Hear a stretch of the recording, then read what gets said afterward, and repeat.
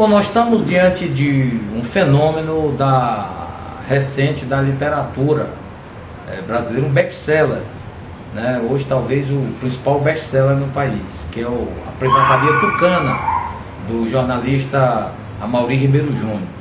E esse livro ele revela ao país questões muito graves, coisa que nós sempre somos militantes do campo popular e democrático, do campo da esquerda, sempre interrogamos, cobramos, mas em detalhes o livro A Privataria Tucana coloca como foi o processo de privatização no governo Fernando Henrique Cardoso e colocando o então ministro do Planejamento e depois ministro da Saúde, Zé Serra, no furacão, no centro do furacão, colocando como sendo o Serra, que foi candidato a presidente 2 vezes, colocando o Serra como sendo o beneficiário direto, né, de propinas na sua filha, o seu genro, de propinas em relação a essa questão. É muito grave.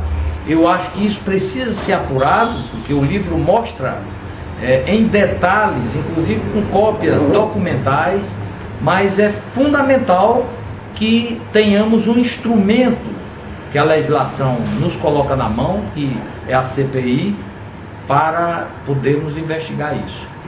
Muita gente, mas isso fazem muitos anos. Eu coloco sempre que a imoralidade ela não prescreve, ela não pode ser esquecida, colocada com uma estratégia que a legislação muitas vezes permite, porém não pode se admitir isso. Então está na hora de passar essa questão a limpo. É preciso a CPI, o Protógenes, deputado Protógenes do PCdoB de São Paulo, já tem mais de 200 assinaturas colhidas em relação a isso.